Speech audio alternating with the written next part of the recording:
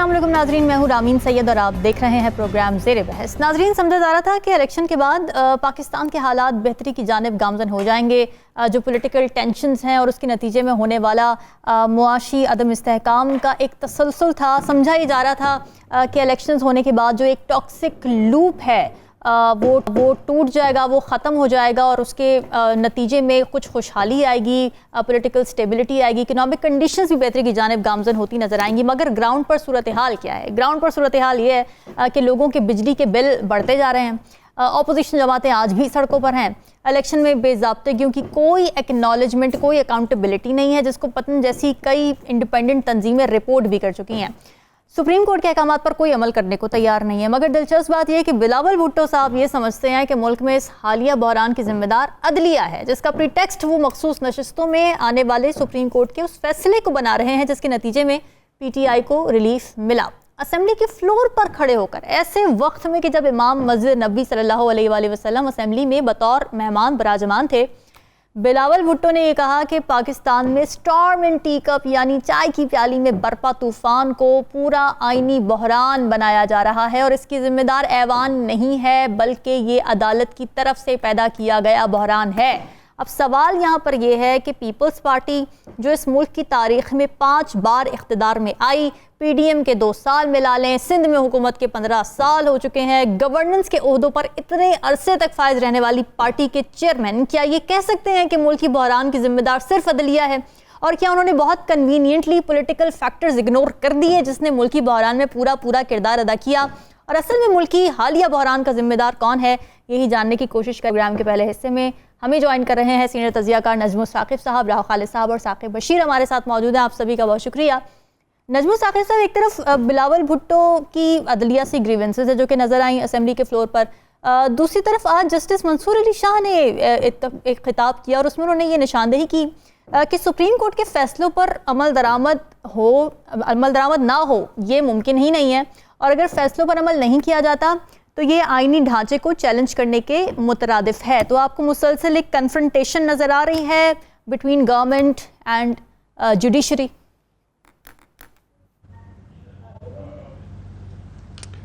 मुझे तो Ramin business as usual नज़र आ रहा है। As usual, unusual? हमें इसलिए ज़रा ज़्यादा लगता है कि तनाव आ रहा है। नहीं, हमें इसलिए लगता है तनाव आ रहा है कि हम चाहते हैं कि जल्दी से किसी तरीके से इस सियासी बहरान का हल निकल आए, फिर उसके बाद मईशत बहाल हो जाए, फिर उसके बाद बिजली के बिलों की जो इतनी एट्रोशियसली वो जो एक्सक्रूशिएटिंगली पेनफुल जो उनके बिल हैं वो कम हो जाएं, बेरोज़गारी ख़त्म हो जाए, गुर्बत ख़त्म हो जाए, फटाफटी कुछ हो जाए। अच्छा। अब चूँकि हमें वो सारा कुछ नज़र नहीं आ रहा तो हमें ज़रा सी भी कोई इस तरह की खबर आती है ना कि बिलावल साहब ने ये कह दिया और फलां ने ये कह दिया तो पता नहीं क्या हो गया है। मेरे नज़दीक ये बिल्कुल बिजनेस एज यूजुअल है। जहाँ तक ये 2 स्टेटमेंट्स जो आपने यानी हमें बताई हैं, 1 मिनट में पहले ज़रा देख लेते हैं कि ये क्या है। एक तो आपने बिलावल साहब को कहा जिन्होंने अदलिया की तरफ डाल दिया है ना, वो एक और कॉन्टेक्स्ट है। ये जो आपने जस्टिस मंसूर अली शाह का आज का बताया है कि किसी के पास फैसलों पर अमल ना करने का इख्तियार ही नहीं है। बिल्कुल, बिल्कुल। इसका मतलब ये है कि ये एक और कॉन्टेक्स्ट है जिसमें उन्होंने बताया है कि जो फैसला भी आएगा सुप्रीम कोर्ट से वो मानना पड़ेगा, आपके पास इनकार की गुंजाइश निश्ता। ये बताया है जस्टिस मंसूर अली शाह ने, जो हमारे आने वाले आइंदा इंशाअल्लाह ताला चीफ जस्टिस होंगे सुप्रीम कोर्ट के। अब बिलावल साहब को देख लेते हैं। एक तो मुझे ये समझ नहीं आ रही कि इतने दिनों इतने हफ्तों थे कहाँ। क्या वो ये तकरीर तैयार कर रहे थे? अभी वो आए हैं और आते ही उन्होंने 2-3 बातें ऐसी की हैं जिसमें से एक तो आपने बताई। दूसरी जो अहम बात है जिसकी तरफ इशारा कराना बड़ा ज़रूरी है वो ये है कि बातों बातों में अदलिया को अपने सामने हदफ रख के उन्होंने एक मशहूर व मारूफ फ़िक्रा बोला, जो कि जब आदमी बोलता है ना, सियासतदान कोई बोलता है या किसी बड़े मर्तबे पे, तो मुझे लगता है कि उनकी दाल नहीं गल रही। वो फ़िक्रा, वो मशहूर व मारूफ डायलॉग क्या है? क्या वो कहते हैं? इसी यानी खिताब में उन्होंने कहा कि इदारों को अपनी हुदूद में रहकर काम करना पड़ेगा।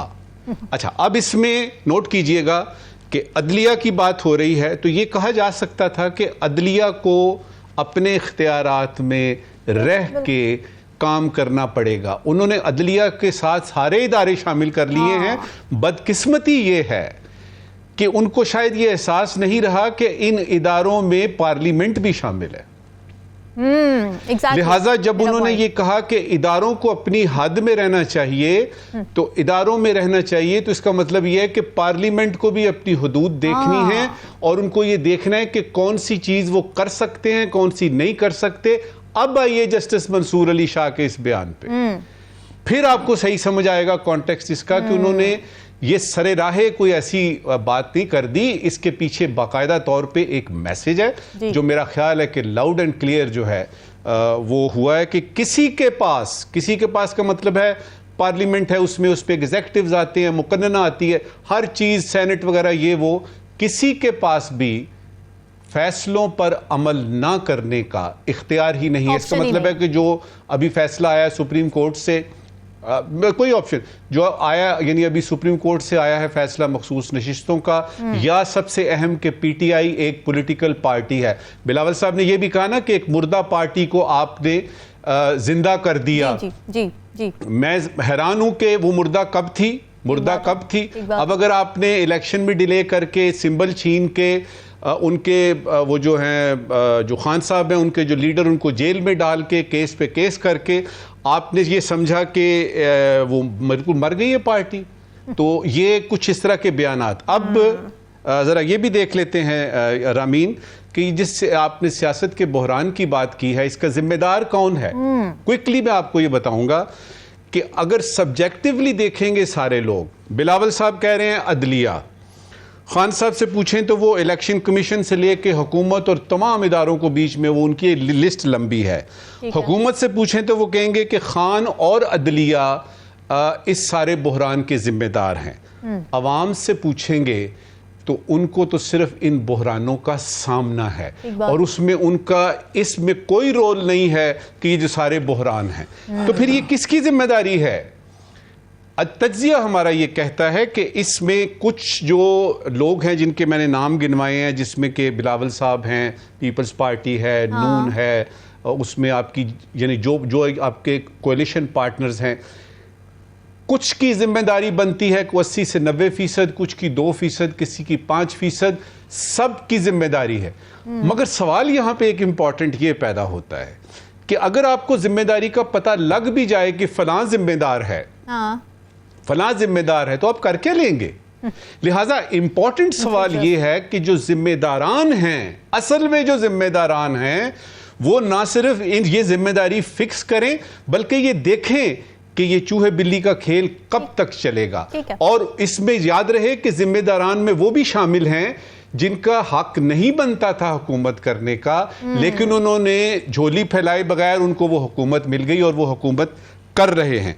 वो जिन्होंने हारने के बावजूद जीत का जश्न मनाया, वो जिन्होंने हारने के बावजूद जीत का जश्न मनाया, वो भी जिम्मेदार हैं। वो जिन्होंने इलेक्शन की तारीख इल्तवा में डाली, वो जिन्होंने 8 फरवरी के इलेक्शन को 9-10 फरवरी में इस तरह से अनाउंस किया कि आपकी वोटिंग सारी तलपट हो गई और आपका सारा हिसाब किताब हो गया, ख़राब हो गया, और फिर आपकी जो मखसूस पार्टी है, जो सबसे पॉपुलर पार्टी है, जिसने सबसे ज़्यादा वोट लिए, उसको आपने खुले लाइन लगाने की कोशिश की और ये सिलसिला बल्ले के छिनने से लेके चलता है। ये सब जिम्मेदार हैं। अब सवाल इस वक्त की आखिरी बात जी,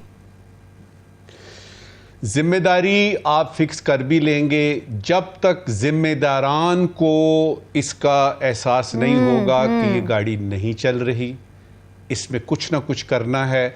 और ये जितने भी बहरानों का हम सब ने जिक्र किया है ना, इसकी इब्तिदा ही होती है कि जो गवर्नमेंट इस्लामाबाद में आए या जो प्रोविंसेस में आए, वो वाकई वो गवर्नमेंट हो जिसको के अवाम की मेजॉरिटी जो है वो पसंद करती है और वो चाहते, कंप्रोमाइज करके ना, बेनिफिशियरी ना हो। ठीक है,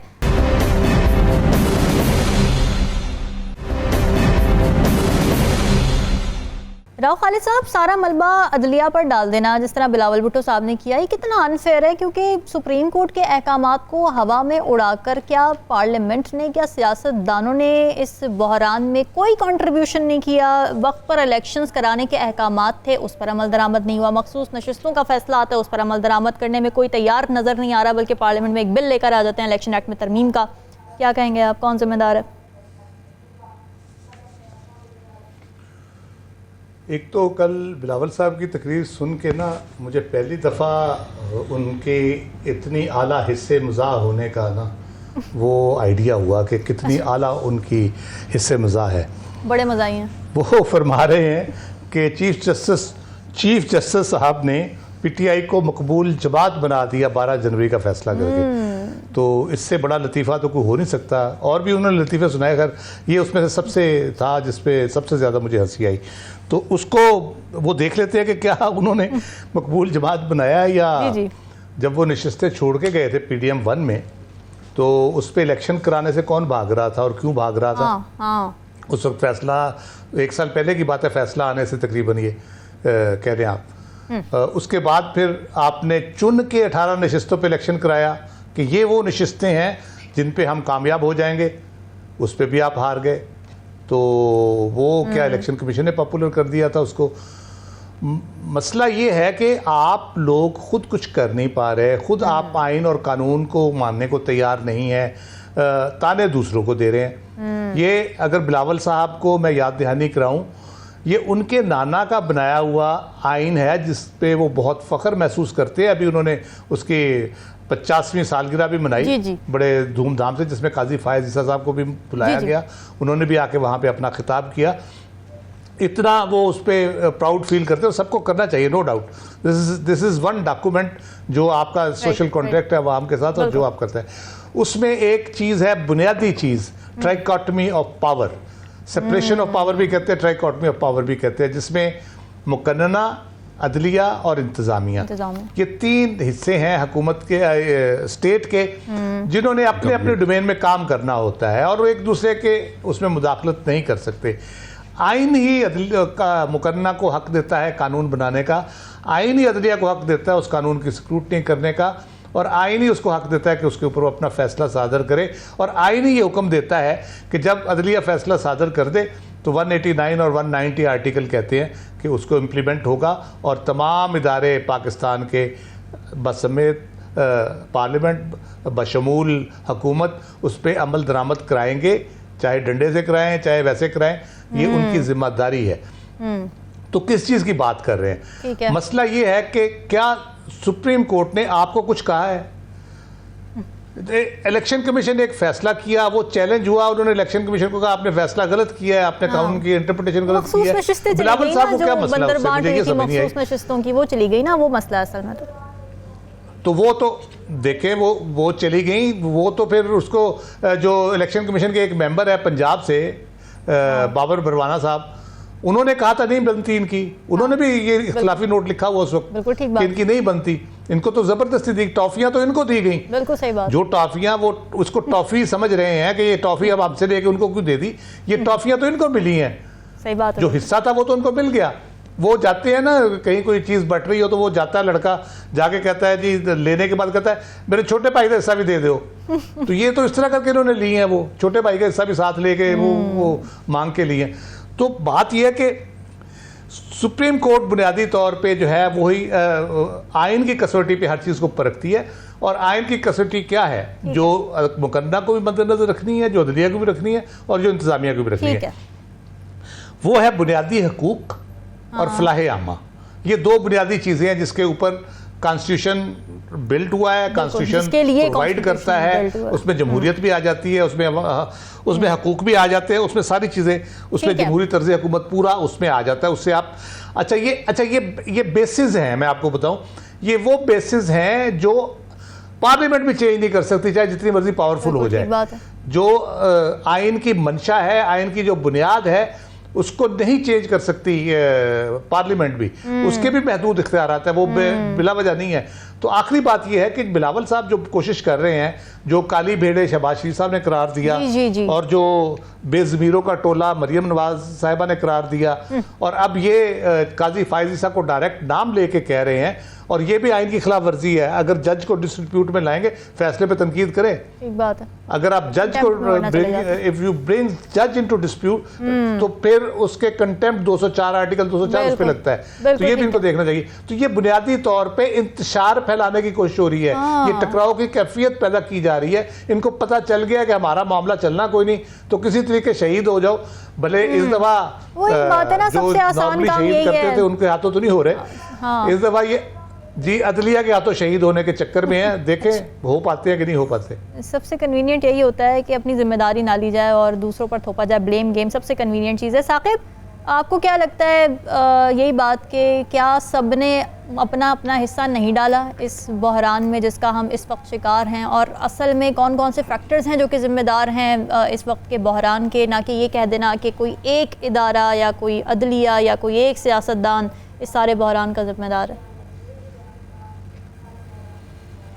मेरा ख्याल है जाहिर सी बात है इसमें स्टेक होल्डर्स मुख्तलिफ हैं। एक तो पीटीआई मेन स्टेक होल्डर है, बाकी पॉलिटिकल पार्टीज जो हुक्मरान इत्तेहाद है वो अपने आप को स्टेक होल्डर मतलब कह रहे हैं कि उनको मखसूस नशिस्तें मिलनी चाहिए। फिर अदलिया है, इस बहरान का शिकार कौन है, इसका जो है वो इसके पीछे कौन है, या किस पे जिम्मेदारी जो है वो डाली जा सकती है। अगर हम अलग अलग देखेंगे तो वो मैं अलग अलग पहले बताता हूँ, फिर ओवरऑल किस पे जिम्मेदारी किस पे ज्यादा है उस पर बात करेंगे। पहली बात तो ये है कि ये हुकूमत वक्त जो क्लेम कर रही है कि जो टाफियां बांटने वाली उन्होंने बात की, मेरे लिए तो हैरान कुन है कि ये वो पार्लियामान में जिसका मैंडेट है, हमेशा मैंडेट की बात की जाती है कि पब्लिक ने जिसको मैंडेट दिया है ये मैंडेट उसी को ही मिलना चाहिए, वही रिफ्लेक्ट होना चाहिए पार्लियामान में, उसी की बात की जाती है। पीपल्स पार्टी समेत मुस्लिम लीग नून वही नशिस्तें खुद लेना चाहती है और आईनी तरमीम लाना चाहती है। मैं हैरान कुन है। और जो तनाजुर है उस तनाजुर को बिल्कुल जो है वो देखा ही नहीं जा रहा। 8 फरवरी से पहले क्या हो रहा था? एक पॉलिटिकल पार्टी को डिसमेंटल किया जा रहा था, उसके जो नॉमिनेशन पेपर्स थे, उनके जो असल में जो उनके कैंडिडेट्स थे वो नजर नहीं आ रहे थे, उन्होंने वकीलों को दिए, फिर पहले वाला बंदा उठा लिया, फिर दूसरे को मिले, फिर नॉमिनेशन फॉर्म जमा होने में फिर उनके जो तजवीज कुनिंदा तायद कुनिंदा वो जो हुआ प्री पोल जो कुछ होता रहा। लेकिन सुप्रीम कोर्ट तो साकिब भी कह रही है ना कि इलेक्शन कमीशन ने उस फैसले की तशरीह ठीक नहीं की, वो तो ये कह रहे हैं।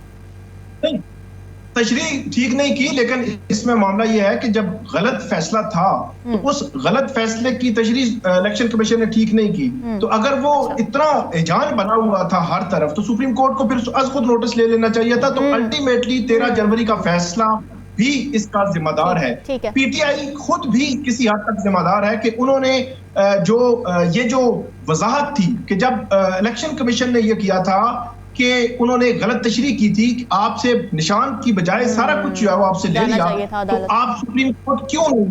सुप्रीम कोर्ट ने जब बल्ले के निशान का केस सुना जा रहा था तो उस वक्त ये बात हुई थी कि अगर मखसूस नशिस्तों वाला मामला आया तो आप हमारे पास आ जाइएगा। तो इनको जो इलेक्शन के बाद सुप्रीम कोर्ट चला जाना चाहिए था कि ये हमारा मामला तय करें कि हम पीटीआई हैं या पीटीआई नहीं है। तो ये तीनों फ्रीकैन जो है वो किसी न किसी तरह जो है वो जिम्मेदार है। लेकिन आज की अभी थोड़ी देर पहले की जो डेवलपमेंट है, आधा पौना घंटा पहले, जो मुस्तकबिल के चीफ जस्टिस मंसूर अली शाह साहब उन्होंने जो तकरीर की है वो मेरा ख्याल है उन्होंने वो क्या कहते हैं कि एक क्लियर मैसेज जो है वो दे दिया है। उन्होंने कहा है कि कोई ऑप्शन ही नहीं है, ये क्लियर है कि आपने फैसले पर अमल करना है। उन्होंने तो मैं नहीं कह रहा, ये आइन कह रहा है। और आइन की बात उन्होंने करते हुए आगे जाकर जो इख्तियारात की तकसीम है जो मुकन्नना के दरमियान, एग्जेक्टिव और अदलिया के दरमियान, उस इख्तियारात की तकसीम का भी जिक्र किया है। उन्होंने कहा ये अगर आप छेड़छाड़ करेंगे, सुप्रीम कोर्ट के फैसले पर अमल नहीं करेंगे तो पूरा बिगाड़ आएगा पूरे सिस्टम में। बिल्कुल बिल्कुल। एक बात उन्होंने और बड़ी इंपॉर्टेंट की, उन्होंने बड़ी इंपॉर्टेंट बात की कि उन्होंने जब ये बात कर रहे थे कि बड़ी क्लैरिटी है, आपने अमल करना है सुप्रीम कोर्ट के फैसले पर, कोई ऑप्शन ही नहीं है। साथ ही उन्होंने कहा कि अगर कुछ है आपके पास तो फिर ये जो है वो तब्दील कर दें सारा सिस्टम, और फिर हम जो है वो देख लेंगे कि इसका मतलब ये है कि अगर आप इस तरह की लेजिस्लेशन जो है वो कर रहे हैं, जो इलेक्शन एक्ट की है, या अगर फर्दर करेंगे, तो जब हमारे पास आएगा तो फिर हम देख लेंगे कि उसका तनाजुर जो है वो क्या है। तो ये जो आज का जो मैसेज है सुप्रीम कोर्ट के जस्टिस मंसूर अली शाह का, वो बड़ा क्लियर है, और सुप्रीम कोर्ट के फैसले पर अमल करना पड़ेगा हुकूमत को। हुकूमत जो है वो या इलेक्शन कमीशन तरह तरह के वो बहाने बना रहे हैं बहरान को बढ़ाने की कोशिश है। बिल्कुल ठीक है नाज़रीन, डिस्कशन का सिलसिला जारी, तो एक ब्रेक का, स्टे विद अस।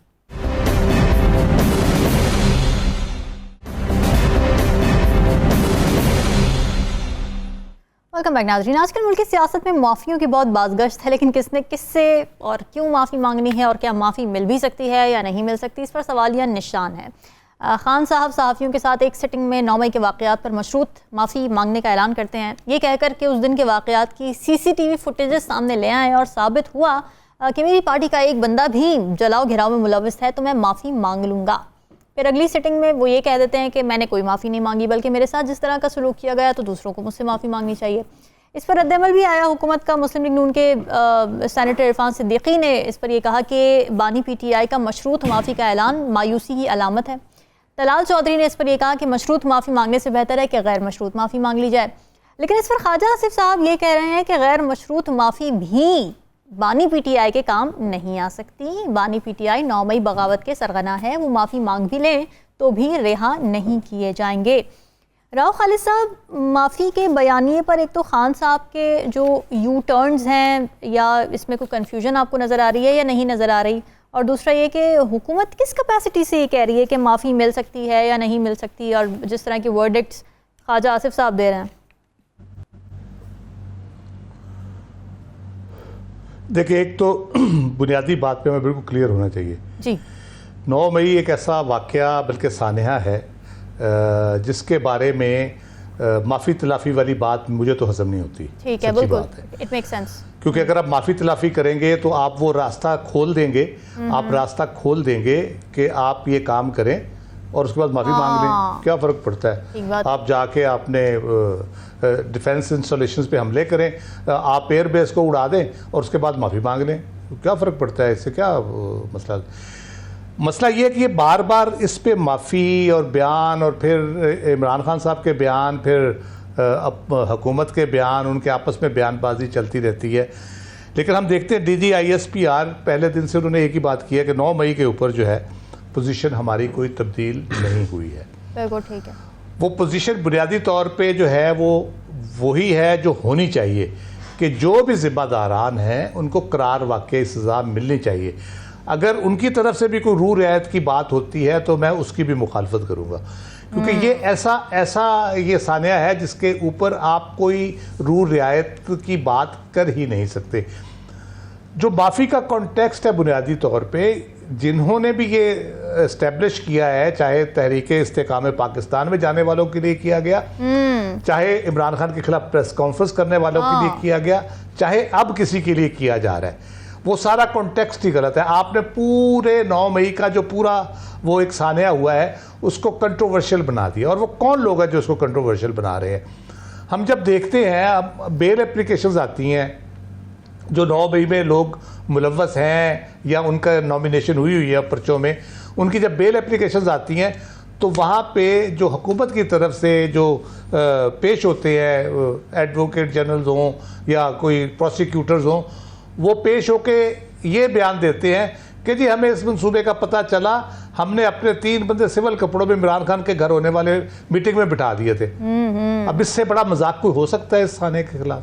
सही बात है कि आप इतना मजाक उड़वा रहे हैं, उसका सबूत आपसे मांगते हैं, आप कहते हैं जी वो फलां ने बात की थी, जी फलां के व्हाट्सएप मैसेज था, फलां का इस तरह था, तो आप डेलिब्रेटली इसको कर रहे हैं। अभी कल से एक और काम शुरू हुआ है, आई डोंट नो कौन ये मशवरे दे रहा है, कौन कर रहा है। कल एक बड़े जय्यद किस्म के सहाफ़ी हैं, वैसे तो वो एडवाइज़र हैं मुस्लिम लीग नून के, पहले भी रहे अब भी हैं। अच्छा। वो अपने प्रोग्राम में एक वीडियो दिखा रहे हैं जिसमें शेल जो गिरा हुआ है आंसू गैस का, उसके ऊपर वो कपड़े से पकड़ के एक शख्स फेंक रहा है, दूसरे हाथ में उसके पानी की बोतल है। वो कहते देखें जी पेट्रोल बम बना के ये फेंक रहे हैं। अच्छा। अब वो उसका जब वो सारा तिया पांचा किया लोगों ने मुख्तलिफ वीडियोज़ के ज़रिए, तो वो एक और एम्बेरसमेंट क्रिएट कर दी। तो ये कौन लोग हैं जो सारे पूरे उस चीज़ को वो एक कंट्रोवर्सी उसकी बना रहे हैं अजीबोगरीब हरकतें करके। मेरा ख्याल है कि 9 मई का जो है वो सुप्रीम कोर्ट को भी उसका नोटिस लेना चाहिए, क्योंकि उनके पास पेंडिंग पड़ा है केस मिलिट्री कोर्ट ट्रायल वाला, उसके ऊपर वो उनको फैसला करना चाहिए। मैं ज़ाती तौर पे शायद हामी ना हूँ कि मिलिट्री कोर्ट में ट्रायल होना चाहिए, लेकिन सुप्रीम कोर्ट को इस फैसले को रख के बैठना नहीं चाहिए, इसको डिसाइड करना चाहिए, क्योंकि ये फिर सुप्रीम कोर्ट पे हुकूमत चढ़ दौड़ती है। देखिए जी, क्योंकि उन्होंने वो फैसला नहीं किया इसलिए इनको सज़ा नहीं हो पा रही। तो बात ये है कि भाई आप जो बाकी ट्रायल हो रहे हैं, जो आम कोर्ट्स में हो रहे हैं, उसमें जो चीज़ें आप लेके आ रहे हैं वो तो आप मजाक उड़ा रहे हैं सारा, उस सारे एक मंसूबे का।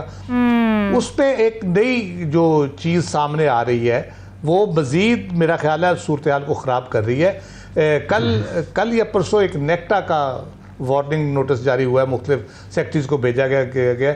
उसमें कहा गया कि जी पीटीआई के जो स्टूडेंट्स हैं वो बांग्लादेश तक का इनकलाब लाने की कोशिश कर रहे हैं और उस तरह की कोई एक्टिविटी होगी और उसके लिए मुहतात रहने की ज़रूरत है। अच्छा, ये कौन इस किस्म के बेवकूफ़ाना मशवरे दे रहा है, या इस तरफ माइल कौन कर रहा है ये बातें करके? मैंने तो नहीं सुना, ना कहीं सोर्सेज से सुना, ना कहीं और से सुना। हम भी बड़े अरसे से 40 साल हो गए हैं कम से कम इस शोबे में, सोर्सेज भी हैं, लोगों से बात भी होती है। मैंने तो आज तक ये बात नहीं सुनी। अब वो नेक्टा ने एक नोटिफिकेशन जारी करा, उसके ऊपर बहस तमीज़ शुरू हो गई है। यहाँ कौन सी ऐसी बात शुरू हुई है, कौन सी ऐसी तहरीक शुरू हुई है? अगर हम देखते भी हैं, to be fair with PTI, Imran Khan sahab बार बार कह रहे हैं कि सरकारी इजाज़त के बगैर आप जलसा भी ना करें। 14 अगस्त की रात को उन्होंने निकलने का कहा है, उसको लिंक किया जा रहा है कि जी अपना झंडा भी लेंगे और कौमी झंडा भी लेंगे और ये इंतशार फैलाएंगे। मसला ये है कि गवर्नमेंट की डेस्परेशन इसमें नजर आ रही है। गवर्नमेंट डेस्परेट हो गई है, वो तवक्को कर रही है कि 9 मई की सजा हो जाएगी इमरान खान को तो शायद हमारी पॉपुलैरिटी बढ़ जाए, जो कि कभी इस तरह से नहीं होगा।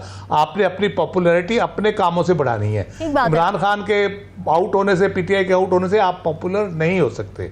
जी ठीक है। नजमुल साकिब साहब, ये बड़ी इंपॉर्टेंट बात कही थी राव खालिद साहब ने अपने जवाब के शुरू में कि इन मामलात पर माफ़ी तलाफ़ी अगर हो भी जाए तब भी ये कोई इतनी अच्छी बात नहीं है, क्योंकि ये फिर एक एक्सक्यूज़ बन जाएगा। इसमें अगर अकाउंटेबिलिटी ना हो तो ये गलत प्रेसिडेंस होगा जो कि बन जाए। आप अग्री करते हैं इस बात से? देखिए, माफ़ी मांगने के अगले दिन अगर खान साहब मुकर गए तो क्या होगा?